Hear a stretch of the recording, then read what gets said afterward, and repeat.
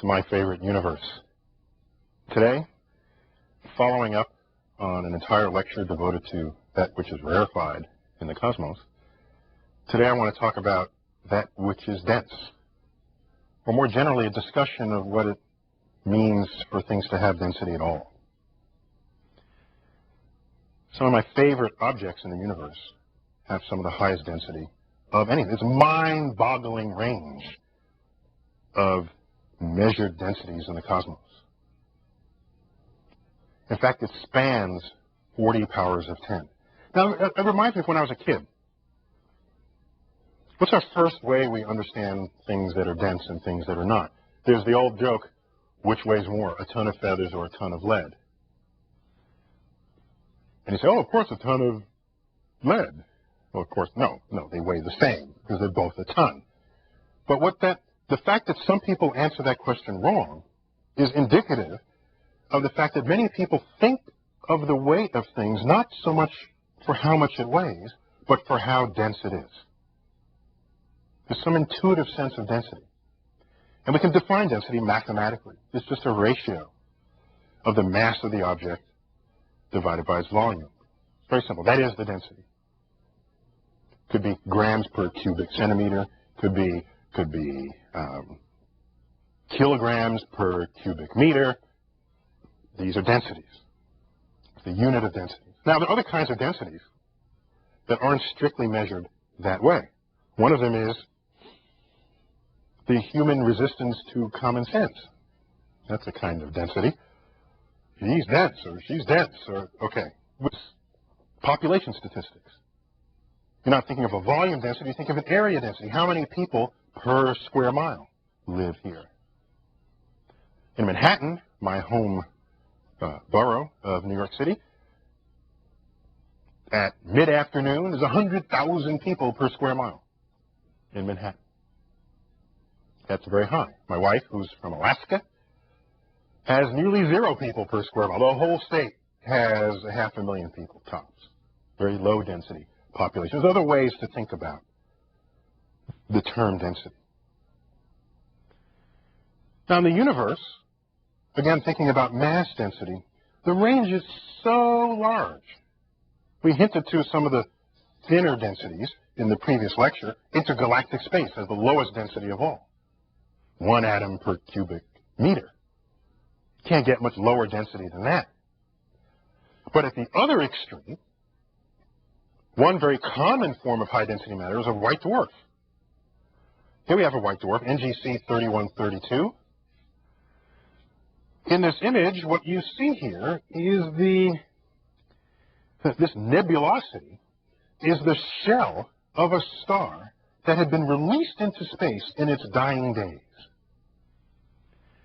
laying bare the hot, dense core of what was once the center of thermonuclear fusion. It is densely packed atomic matter. It's small, and it's hot enough to be glowing white. We call it a white dwarf. To get the density of a white dwarf, what you need to do is take the sun, or slightly less mass than that, and cram it down into something the volume of the Earth. That's how high the density is of a white dwarf. But it's not the king of high-density objects. That goes to my favorite object, a neutron star. Now, a neutron star can be seen in the center of this image. This particular image is of the Crab Nebula. Crab Nebula is the remnant of a star that some time ago exploded, spread its guts into the galaxy, enriching the galaxy with heavy elements, the kinds of elements you and I are made of, the kind of elements you find that are the active ingredients of life and of planets and of asteroids and comets. We'll learn more about that in an entire lecture devoted just to that subject. But right now, what's of interest here is not the crab-like nebulosity of the Crab Nebula, but in the center of the Crab Nebula, there's a pair of stars. One of those is the exact center of that explosion, and that is the neutron star.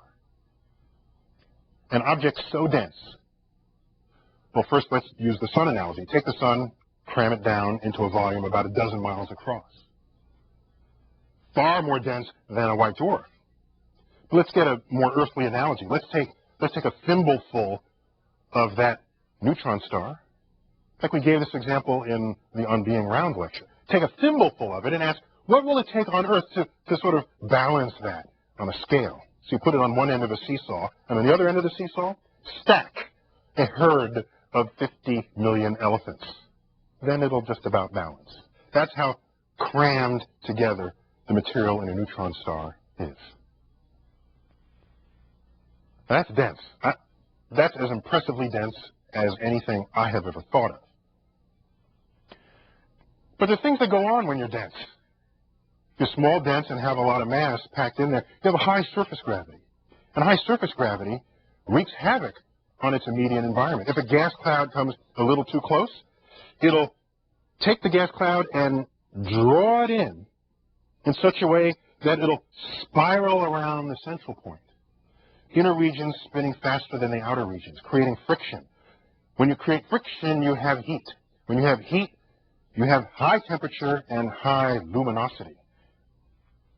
You have these spiral areas, look like toilet bowls, but we have an official word for it. It's called an accretion disk. It's a system by which these small, dense objects consume matter. Because they're so small, the matter doesn't fall straight down on it. Most of the time it misses and hits the disk on the side. The disk is a way to release energy so that it can descend into the oblivion. Not only do you find accretion disks around neutron stars, but you'll also find them around black holes, another favorite object in the cosmos that is small and has a high surface gravity. Now, the density of things in the cosmos, as I said earlier, ranges 40 orders of magnitude. But let's start with simple things that we know and love and understand. Let's start with water. Water has a density of 1 gram per cubic centimeter. In fact, it was originally defined that way. Water is a very important part of our culture. It makes sense that we would find metric measures based on that. Other things have about the density of water: frozen methane, frozen ammonia. In fact, frozen water has slightly less density than liquid water. We know that because ice cubes float. Icebergs float. Not much above water, but it's floating. Big old ice sheets in the polar regions, they're floating on top of liquid oceans. There's a moon of Jupiter. Europa has ice sheets that shift around. We think there's liquid water underneath from that evidence. That all floats. Those frozen objects out in space, it's easy to freeze methane and frozen carbon dioxide. And comets are made of this stuff. Comets. And by the way, when they come too close to the sun evaporates and it helps to make the tail that we know and love. But in the core, the actual chunk of comet in the head of the comet is made of these frozen gases. Approximately the density of water. On Earth, we get rocks. I could have had a picture of any rock. There's a rock. I'm not a geologist, so one rock is the same as another rock. Here we have a rock formation in the southwest. Rocks, kind of density do rocks have? Rocks, they range anywhere from twice that of water, maybe up to 5 times that of water. Earth's crust is mostly rock. It's mostly rock. Let's keep going up. Is anything more dense than rock? Sure there is. There are metals more dense than rock. Iron. 2 or 3 times the density of rock. In fact, I have a sample of iron right here. This slab of iron, in fact, is a meteorite from the Canyon Diablo meteor crater, Arizona. It's a fragment of the larger meteorite that made that crater. This is very heavy. It is very dense. It's hard for me to convince you of that until I do this. This weighs 15 pounds, about 3 5-pound pegs of sugar, imagine that. Iron, 90% iron, 10% nickel. 4.6 billion-year-old piece of the origin of the solar system. Iron. Yes, there's some iron on Earth's surface, but you know where most of the iron went? Down to the core of the Earth. Because iron is heavier. It is denser than rock. So we have iron and nickel in our core, rock on our surface, air above the rock. In the early stages of Earth, when it was partially molten, the heavy things fell to the center, the lighter things rose to the top. Yes, there's still some mixtures among them, but the core is predominantly this, crust is predominantly rock. By the way, there's stuff denser than iron out there. Platinum is much denser than iron. So is gold. One of my favorite scenes is you watch movies where there's some gold heist, and they finally get into the vault, and they just grab the gold bricks and they're tossing them to each other and walking out with the backpack full of them. Listen, no. As heavy as this is, gold is heavier, denser. If they're trying to steal some bricks of gold, they're going to have to be going like this, one at a time. They're not running out with satchels full of the stuff. Iridium, also very high density. The densest thing out there, however, is osmium. Make the world's best paperweight. Although this would do a pretty good job, too.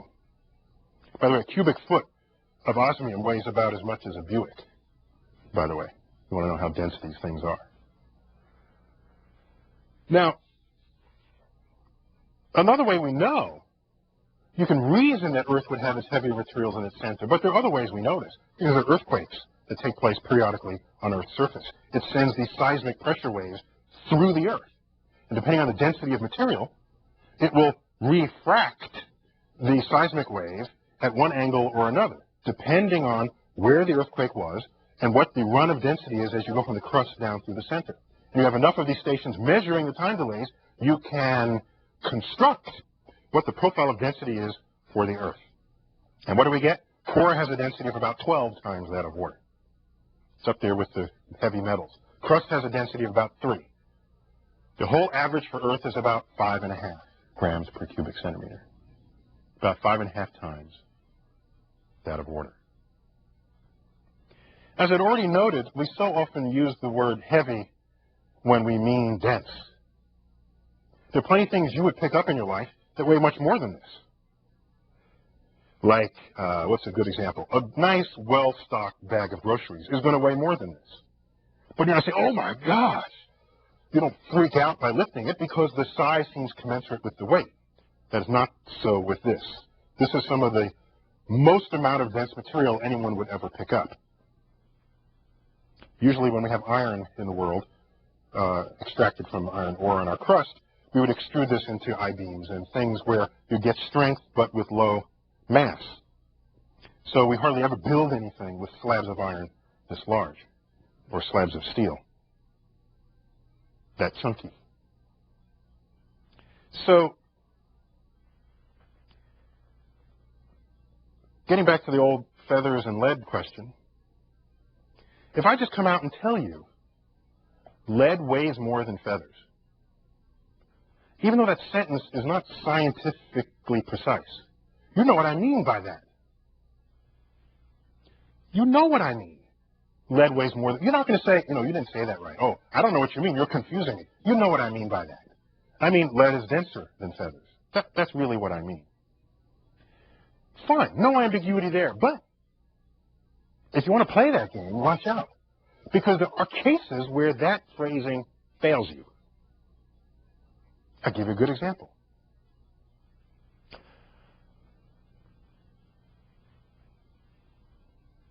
You go to the store, you go to the dairy section, there's skim milk, there's half and half, and then what else is there?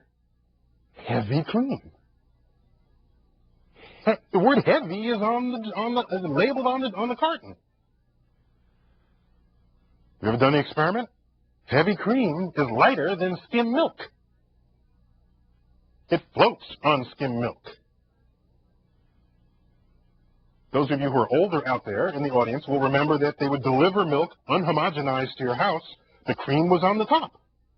The only way heavy cream can go to the top is if it is lighter than the rest of the milk that's below. And you skim it off, and what's left is, of course, skim milk, because you stole all the cream for your strawberries.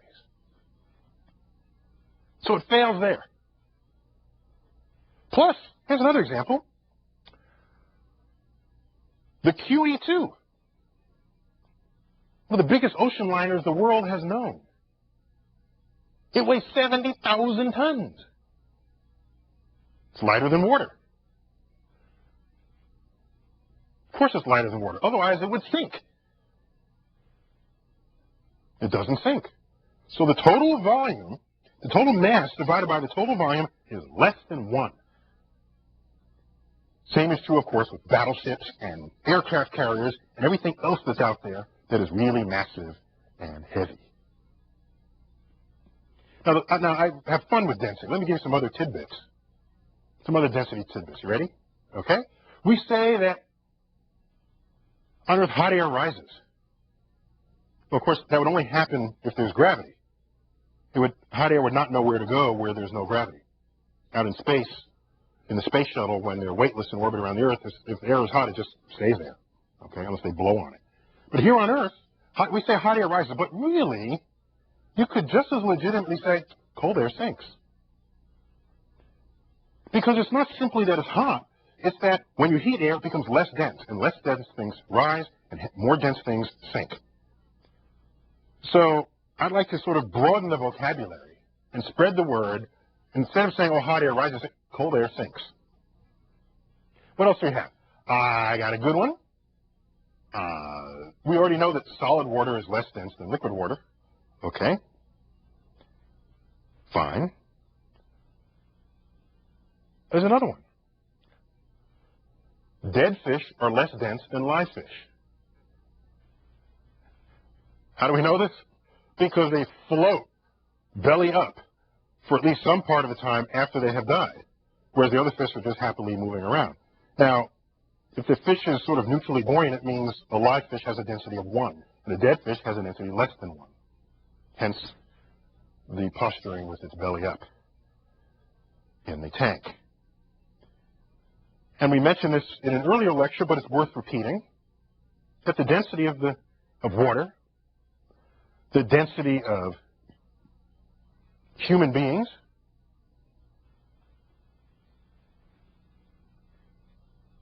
and the density of the sun are all about the same. Sun is a little bit more dense, but it's all about the same. 1 gram per cubic centimeter. So I'd like to think so many people flock to the beach during the summertime, and we enjoy water. There's some communing going on.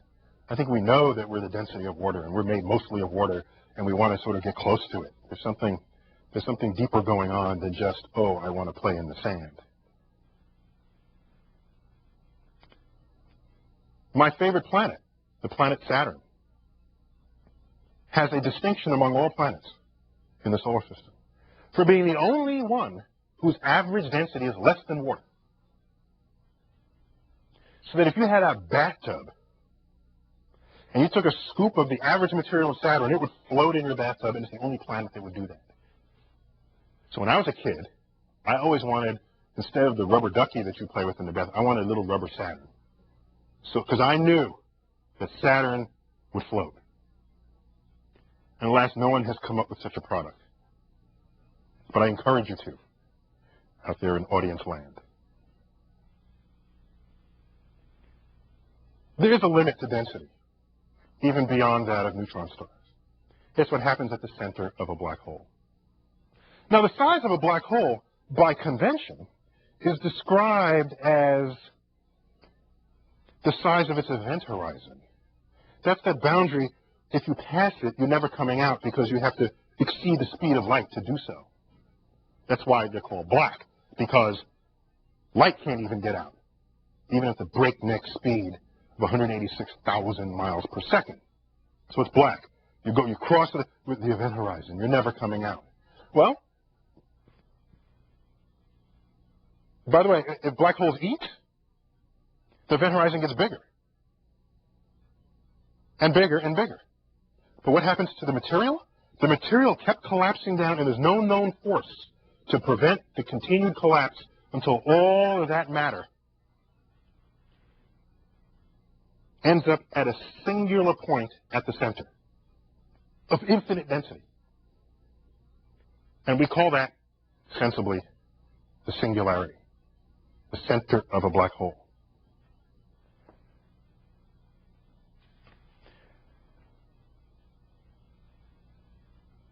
I don't even know what infinite density means, but I can tell you that our laws of physics that describe a black hole, when we carry the matter down to its center, all those laws of physics lose their applicability.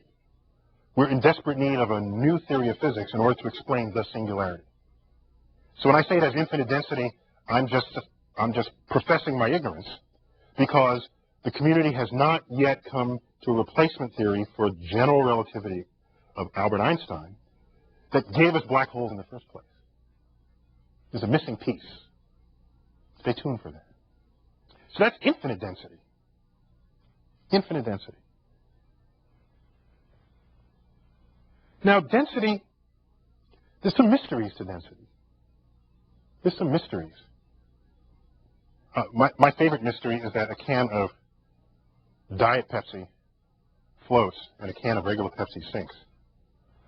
That we may never understand that one. By the way, the only way you know this, because there aren't many occasions to float cans of soft drink, is if you hang out very late at a party when everyone else has gone home, and the big cooler that used to be filled with ice is now what? It's now water with ice cubes, the remaining ice cubes, of course, afloat on top. And so whatever cans of soft drink are left, you get to determine whether they're sunk or whether they're floating. And take a look. You'll see the Diet Pepsi is floating and the regular Pepsis have sunk. That's one of the most profound mysteries I know. But let's look at ways that things can behave. The black hole is odd because it eats, all the material goes to a singular point of infinite density and the event horizon grows. Okay, that's kind of peculiar. But let's think about the classical way you would add material to something. Let's think of marbles in a box. Add more marbles, you've increased the volume, and you've increased the mass. You've increased both terms in the equation for density, mass divided by volume. If one increases at the same rate as the other one, the density is the same. Just divides out. So a bag of marbles this big has the same density as a bag of marbles this big. It weighs more, has more volume, but it's got the same density. Fine. But would that happen with other ingredients? That's a marble.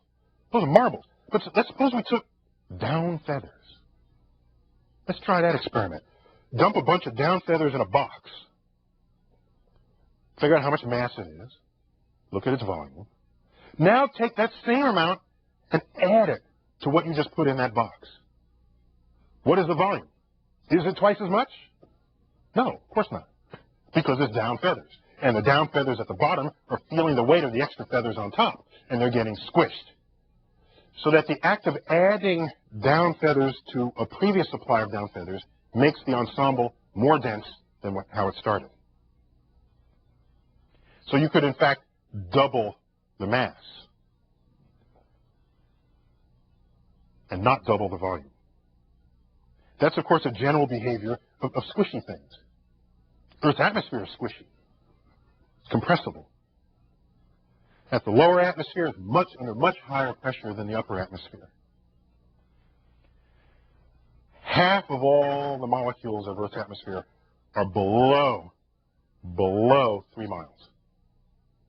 Half of all the air. That's why astronomers are always running to mountaintops, trying to get above as much air as possible. And the next best thing to do, launch something into orbit, where you're above 99.99999% of all the air molecules that could interfere with your observations. And of course, where does Earth's atmosphere end? There's not a signpost that says you are now leaving Earth's atmosphere. NASA suggests that they leave the atmosphere.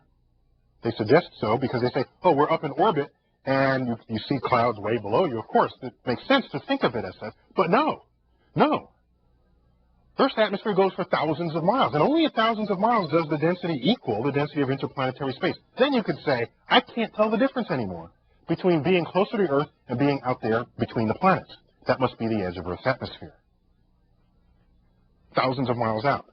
And even at the distance that the space shuttle flies and the space station. How high up do they fly? Anywhere between 200 and 400 miles up. Surely there's no atmosphere there. No, not the case. Here's the space station with all its solar panels in orbit around the Earth. And up there, even though it's a couple of hundred miles up, there still remain atmospheric molecules. And this thing is plowing into them. And what effect does that have? It slows down its orbit. In fact, the space station and every object in low Earth orbit, a couple hundred miles up, it has to go up with extra fuel to keep itself boosted so that it doesn't just fall out of orbit. Because once it starts falling, there is no stopping it. Because you fall a little bit, you've descended to a region of the atmosphere that has much higher density of particles than where you once were. So then you fall faster. Fall a little bit more, now you're in a denser one, you fall faster yet. The decay of your orbit is exponential. And you know when it's especially worse? You may have heard or remembered that the sun goes through cycles. 11-year cycles of activity. So every 11 years, the energy level of the sun kicks up a little bit, a notch. Then it descends back down. And evidence of that, you see sunspots, you see extrasolar flares and prominences, and all kinds of turbulent features on the sun's surface. That extra activity warms Earth's atmosphere. And the act of warming it makes it swell up and reach out farther from Earth's surface than it normally does. So anytime you're going through solar maximum, as we call it, solar max, all of your satellites orbiting between 200 and 400 miles are at risk, higher risk than they would otherwise be for having their orbit decay. So you have to be careful when you launch satellites. You have to watch for the density of the atmosphere and watch for what the sun is doing. It's not insurmountable. You just give it periodic boosts, but you have to know you got to do that. One of my favorite cases of this is the largest thing ever deorbited. You may remember, it was a few years back, the Mir space station. The Mir space station. Built by the Soviet Union, followed on by the Russians after 1989. The Mir space station was getting long of tooth.